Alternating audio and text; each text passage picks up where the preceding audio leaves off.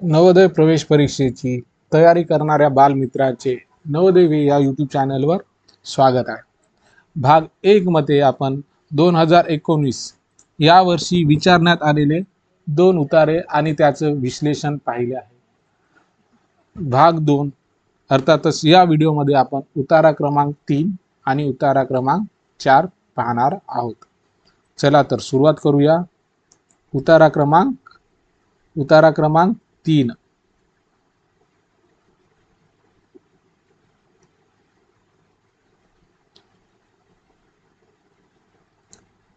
अजितचा वाढदिवस होता. त्याचे सर्व मित्र आणि नातेवाईक जमले होते. त्याला अनेक भेटी मिळाल्या. पुस्तके, खेळणी आणि कपडे. अजितच्या आत्याने त्याला एक नवलाईची भेट दिली, एक गुलाबाचे रोप. अजितला सगळ्यात आत्याची भेट आवडली. बघा, इथे आपल्याला सांगितलंय अजितचा वाढदिवस होता. तर वाढदिवस कुणाचा होता? अजित नावाच्या मुलाचा. त्याचे अर्थातच अजितचे, त्याचे हे सर्व नाम अजितसाठी वापरले आहे. त्याचे सर्व मित्र आणि नातेवाईक जमले होते. कशासाठी जमले होते? तर वाढदिवसानिमित्त. अर्थातच यावर असा प्रश्न पण विचारला जाऊ शकतो, अजितच्या वाढदिवशी कोण कोण जमले होते? तर त्याचे सर्व मित्र आणि नातेवाईक. त्याला अनेक भेटी मिळाल्या. अर्थातच त्याला वाढदिवसानिमित्त अनेक भेटवस्तू मिळाल्या. त्यामध्ये पुस्तके, खेळणी आणि कपडे. तर अजितला ज्या वाढदिवसानिमित्त जी भेट मिळाली, त्यामध्ये भेट मिळालेल्या वस्तूमध्ये पुस्तके, खेळणी आणि कपडे होते. अजितच्या आत्याने त्याला एक नवलाईची भेट दिली. तर बघा, नातेवाईक जमले होते. त्यात अजितची आत्या, तिने त्याला एक नवलाईची भेट दिली. नवलाईची अर्थातच आश्चर्यजनक, असं आश्चर्य वाटेल त्याला, नवल वाटणारी अशी भेट दिली. भेट अर्थातच बक्षीस. ते होते एक गुलाबाचे रोप. बघा, अजितला पुस्तके, खेळणी आणि कपडे तर मिळालीच, पण त्याच्या आत्याने त्याला जी भेट दिली, तर त्या भेट काय होती? एक गुलाबाचे रोप. यावर पण प्रश्न विचारला जाऊ शकतो का अजितच्या आत्याने काय भेट दिली, किंवा गुलाबाचे रोप अजितला कुणी भेट दिले? म्हणून उतारा वाचताना व्यवस्थित वाचन करणे, योग्य शब्द समजून घेणे, त्याचा अर्थ समजणे हे अत्यंत आवश्यक आहे. अजितला सगळ्यात आत्याची भेट आवडली. बघा, त्याला भेट तर खूप मिळाली. त्यामध्ये पुस्तके, खेळणी आणि कपडे होते, परंतु सगळ्यात, त्याहीपेक्षा पुस्तके, खेळणी आणि कपड्यापेक्षा सगळ्यात जास्त जी भेट आवडली, ती आत्याने दिलेली भेट. अर्थातच ते गुलाबाचे रोप. तो लगेच बागेत पळाला आणि त्याने ते रोप लावून टाकले. तो हा सर्वनाम अजित या नावासाठी वापरलेला आहे. तो लगेचच बागेत पळाला. बघा, अर्थातच त्याने ते रोप कुठे लावले? बागेत. त्या रोपाला अजितने रोज पाणी घातले. सकाळी उठल्याबरोबर तो ते रोप किती वाढले ते जाऊन पाहू लागला.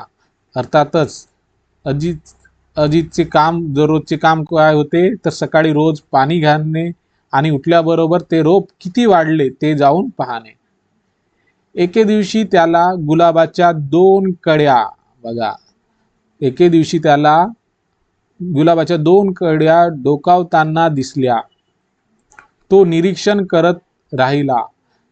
त्या कळ्या उमलल्या आणि त्याचे सुंदर पिवळे गुलाब झाले. बघा, ते बघा, इथून इथपर्यंतच्या वाक्यात काय देऊन आहे तुम्हाला? एके दिवशी त्याला गुलाबाच्या 2 कळ्या डोकावताना दिसल्या. म्हणजे गुलाबाला आधी किती कळ्या आल्या? तर 2 कळ्या आल्या. तो निरीक्षण करीतच राहिला. त्याला नवल वाटले. तो पाहतच राहिला. त्या कळ्या उमलल्या आणि त्याचे सुंदर पिवळे गुलाब झाले. आता या वाक्यात तुम्हाला विचार करण्यासारखं आहे का पिवळे गुलाब झाले? अर्थातच ते गुलाब त्या गुलाबाचे जे रोप होते ते कोणत्या रंगाचे होते? पिवळे. त्याला आनंद झाला आणि तो उत्तेजित झाला. उत्तेजित अर्थातच अतिप्रसन्न, भावुक. तुम्हाला मागे पण एका उतार्यात हा शब्द आलेला होता. आईच्या मदतीने त्याने ती फुले खुडली. बघा, आत्याने ते रोप दिले, अजितने लावले, त्यानंतर जे पिवळे 2 गुलाब आले, तर त्या गुलाबाला त्या आईच्या मदतीने त्याने ती फुले खुडली, अर्थातच तोडली. त्याने पहिले 2 गुलाब आईला आणि बहिणीला भेट दिले. बघा, ते गुलाबाचे रोप ते भेट देणारी कोण? आत्या. आत्याने त्याला भेट दिलं आणि नंतर जे त्या रोपाचं जेव्हा झाड झालं, जेव्हा ते 2 पिवळे जेव्हा ते सुंदर पिवळे गुलाब झाले, तेव्हा त्याने त्याच्या आईच्या मदतीने ते फुले खोडली आणि त्यातील पहिले 2 गुलाब आईला आणि बहिणीला भेट दिले. बघा, यावर प्रश्न पण तयार होतो की अजितने पहिले 2 गुलाब कुणाला दिले? आत्याला, आईला, बहिणीला, मित्राला.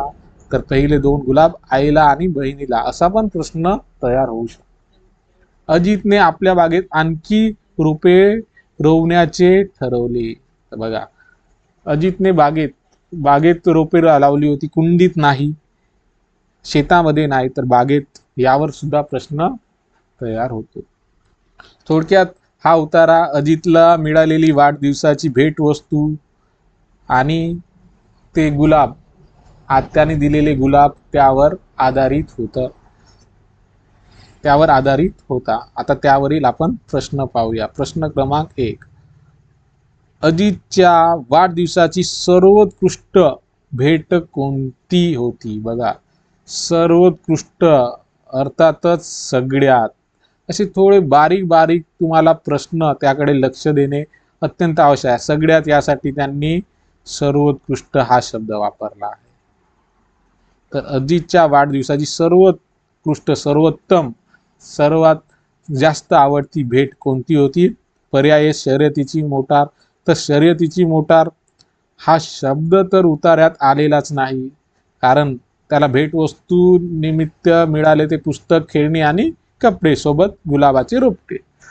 सदरा बघा, कपडे या शब्दासाठी त्यांनी सदरा हा शब्द वापरला. सदरा ही भेट त्याला वाढदिवसानिमित्त मिळाली, पण ती सर्वोत्कृष्ट त्याच्यासाठी नव्हती, म्हणून हा पर्याय सुद्धा येणार नाही. गुलाबाचे रोप हे येऊ शकणार, पण आपण पर्याय डी सुद्धा एकदा वाचून घ्यावे. पर्याय डी, पुस्तक पण त्याला वाढदिवसानिमित्त मिळाले, परंतु त्याला सर्वोत्कृष्ट जे भेट होती, अर्थातच त्याला आवडलेली, ती विचारलेली आहे. म्हणूनच या प्रश्नाचे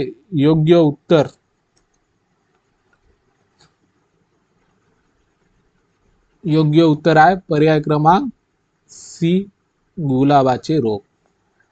यानंतर प्रश्न क्रमांक 2. उठल्याबरोबर अजित. बघा, उठल्याबरोबर अजित समोर वाक्य आपल्याला पर्याय शोधायचे आहेत. अर्थातच तो उठल्याबरोबर अजित काय करत होता? अभ्यासाला बसला. बघा, या उतार्यामध्ये अभ्यास हा शब्दच दिलेला नाही, म्हणून हे येणार नाही. पर्याय बी, रोप पाहायला पळायला येऊ शकतं. पुढील पर्याय सुद्धा वाचून घ्यावे. अंघोळीला गेला. अंघोळ हा शब्द सुद्धा उतार्याशी निगडीत नाही, संबंधित नाही. शाळेत गेला. शाळा या शब्दाचा सुद्धा उल्लेख या उतार्यात नाही. तर तो उठल्याबरोबर अजित काय करायचा? तर तो रोज रोप पाहायला पळायचा. म्हणून या प्रश्नाचं योग्य उत्तर आहे पर्याय क्रमांक बी, रोप पाहायला. यानंतर प्रश्न क्रमांक 3. प्रथम किती कड्या आल्या? बघा, आपल्याला प्रश्न विचारलाय प्रथम किती कड्या आल्या, आणि तुम्ही पाहू शकता या प्रश्नाचं उत्तर: एके दिवशी त्याला गुलाबाच्या 2 कड्या डोकावताना दिसल्या. तर प्रथम अर्थातच सुरुवातीला किती कड्या आल्या ते विचारलाय. पर्याय एक येणारच नाही. एक या शब्दाचा उल्लेख उतार्यात केलेला आहे. एक गुलाबाचे रोप, पण आपल्याला कडी संबंधित विचारलेला आहे. पर्याय बी चार, चार या शब्दाचा उल्लेख सुद्धा या उतार्यात नाही. पर्याय सी दोन येऊ शकतं. पर्याय डी अनेक, तर अनेक त्या गुलाबाच्या रोपट्याला, त्या झाडाला प्रथम सुरुवातीला किती कड्या आल्या ते विचारलं. अनेक हा सुद्धा येणार नाही, म्हणून या प्रश्नाचं योग्य उत्तर आहे पर्याय क्रमांक सी दोन. यानंतर प्रश्न क्रमांक 4. अजितने पहिले 2 गुलाब भेट दिले. बघा, अजितने जे सुरुवातीचे 2 गुलाब होते ते पिवळे गुलाब कुणाला भेट दिले ते विचारलाय. पर्याय A आपल्या मित्रांना, पर्याय बी आत्याला, पर्याय सी त्याच्या आईला आणि बहिणीला, पर्याय डी त्याच्या आईला आणि आत्याला. बघा, आपल्या मित्राला त्याने ते गुलाब दिलेच नाही, कारण जे गुलाबाचे रोप ते आत्याने आणले होते, पण इथे गुलाब विचारलाय. गुलाबाचे रोप आत्याने आणले होते, पण अजितने ते रोपाचे झाड झाल्यानंतर जे सुरुवातीचे गुलाब आले होते ते गुलाब कुणाला भेट दिले ते विचारलाय.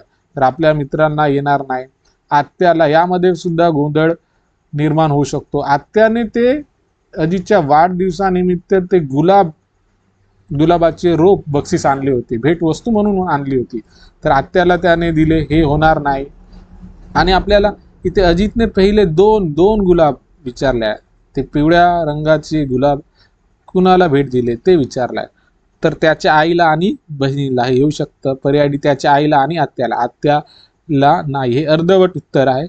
या प्रश्नाचं योग्य उत्तर आहे पर्याय क्रमांक सी, त्याच्या आईला आणि बहिणीला. यानंतर प्रश्न क्रमांक 5 आणि शेवटचा. उत्तेजित याचा अर्थ आहे. उत्तेजित अर्थातच अतिप्रसन्न, आनंदी, अर्थातच भावुक होऊन आनंद अश्रू येणे. तर उत्तेजित याचा अर्थ दुःखी. पर्याय दुःखी होणार नाही, भावुक होऊ शकतं. भयंकर असा सुद्धा अर्थ नाही.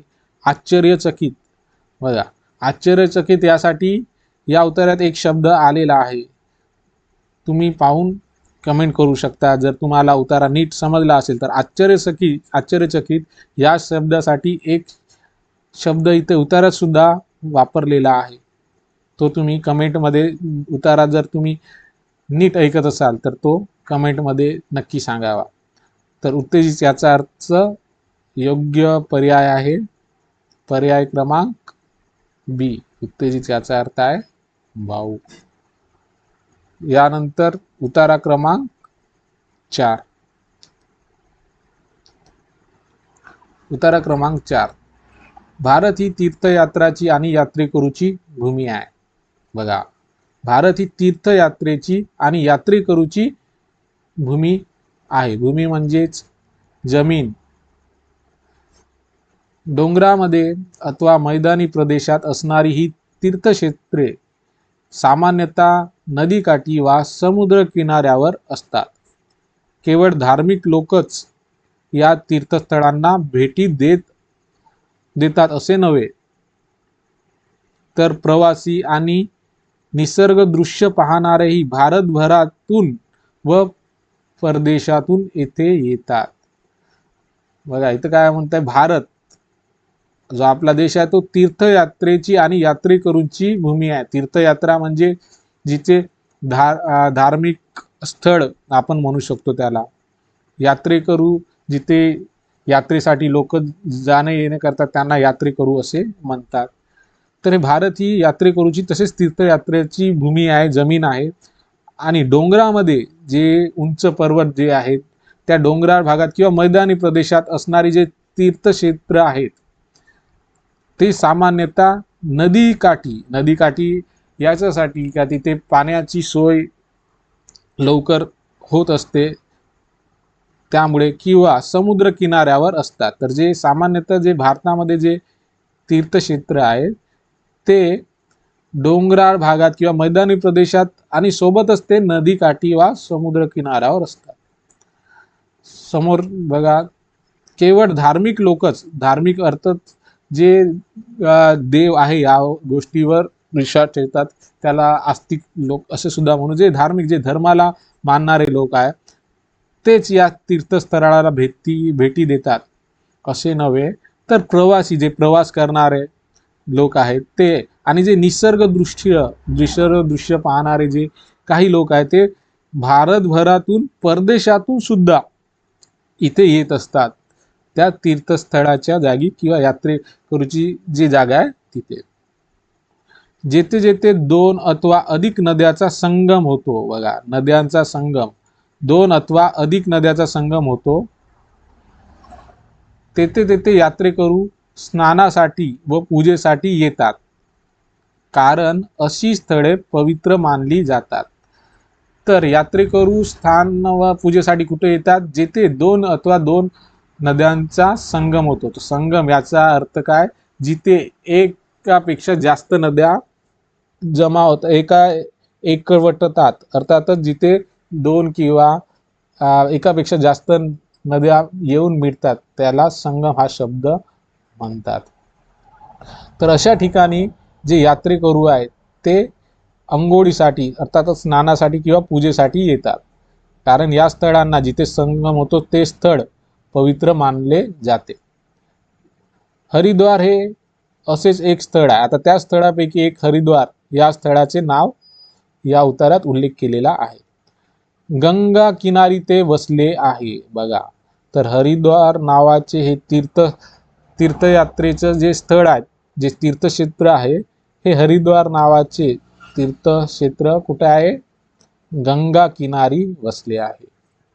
थोडक्यात हा उतारा तीर्थयात्रा आणि त्यात असणारी जे आजूबाजूचा जो परिसर आहे त्यावर माहिती दिलेली आहे. तर यावर आधारित आपण प्रश्न पाहूयात. चला तर सुरुवात करू. प्रश्न क्रमांक 1. पवित्र स्थळांना धार्मिक लोक, निसर्गदृश्य पाहणारे लोक तसेच रिकामी जागा भेटी देतात. बघा तुम्ही ही ओळ या उतारात सुद्धा पाहू शकता. बघा, केवळ धार्मिक लोकच या तीर्थस्थळांना भेटी देतात असे नव्हे, तर प्रवासी आणि निसर्गदृश्य पाहणारे ही भारतभरातून व परदेशातून येतात.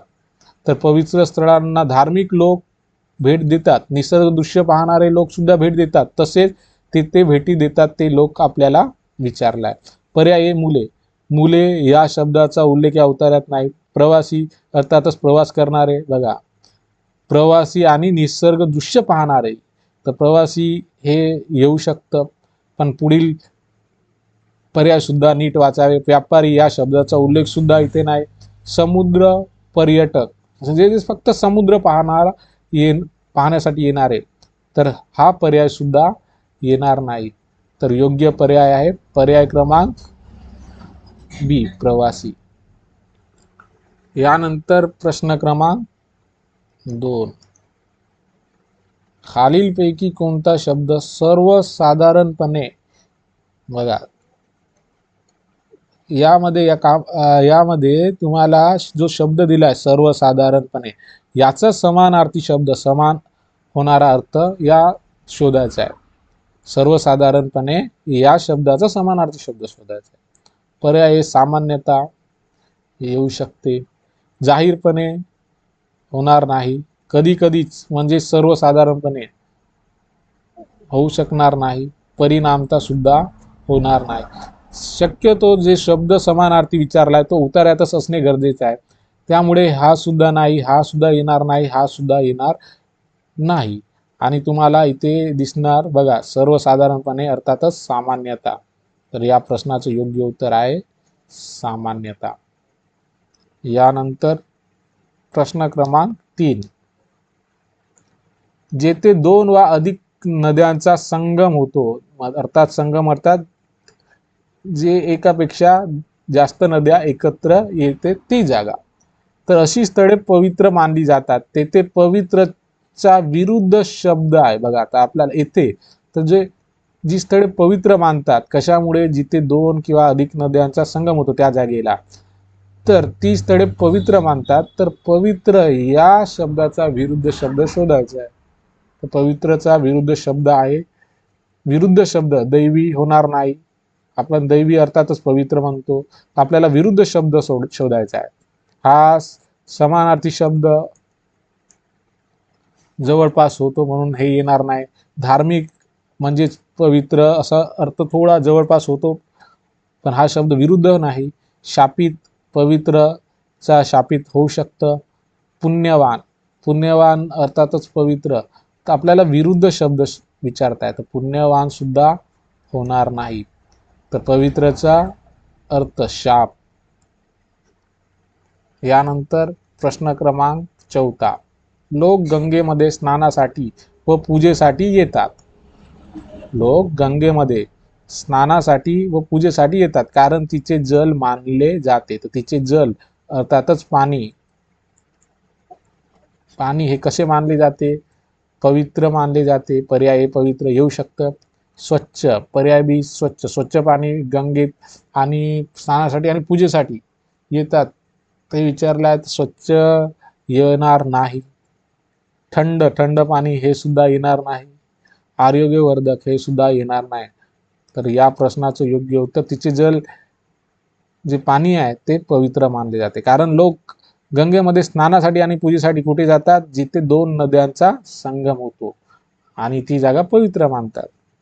यानंतर प्रश्न क्रमांक 5 आणि या उतार्यातील शेवटचा. लोक तीर्थयात्रेला जातात कारण ते असतात. बघा, लोक तीर्थयात्रेला जातात कारण ते असतात. तर पर्यायापैकी बघा, पर्याय उत्सुक, उत्सुक असल्या कारणाने ते तीर्थयात्रेला जात नाही. उत्सुक तर असतात पण आपल्याला उतार्याच्या दृष्टिकोनातून बघावं लागणार. आणि तीर्थयात्रा, आणि त्यामध्ये तीर्थयात्रा म्हणजेच तीर्थस्थळ असणारी, तीर्थक्षेत्र असणारी जागा. तर उत्सुक, भरपूर मुलं हे सुद्धा वर्तुळ करतात, हे उत्तर सुद्धा योग्य मानतात, पण आधी सर्व पर्याय नीट वाचणे आवश्यक आहे. उत्सुक, पर्याय बी धार्मिक. बघा, तीर्थयात्रेला जातात कारण ते धार्मिक असतात, तर उत्सुकपेक्षा हा धार्मिक हा शब्द ती योग्य ठरेल. शोधक, शोधक हे फक्त जे शोध लावणारे असतात त्यांनाच शब्द वापरला जातो. वृद्ध, वृद्ध अर्थातच म्हातारे आहेत म्हणूनच तीर्थयात्रेला जातात असे नाही. तर योग्य पर्याय हा उत्सुक तर सुद्धा होणार नाही, म्हणून या प्रश्नाचे योग्य उत्तर आहे धार्मिक ते असतात. तुम्ही पर्यायात सुद्धा पाहू शकता.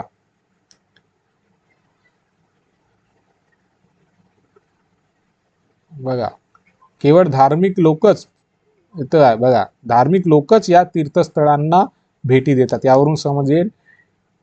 यावरून तुम्हाला समजेल का लोक तीर्थयात्रेला जातात कारण ते धार्मिक असतात. अशा प्रकारे 2019 या वर्षी आलेले उतारे आपण पाहिले आहेत. आणि 2019च्या आधी जे 2018च्या आधी सुद्धा जे उतारे आले आहेत ते नवोदयला प्रत्येक परीक्षेमध्ये 5 उतारे येत असायचे. 2019 नंतर बदलणाऱ्या अभ्यासक्रमानुसार 4-4 उतारे येणे सुरू झाले. जर आपण बाकीचे व्हिडिओ पाहिले नसाल तर प्लेलिस्टमध्ये जाऊन पाहू शकता.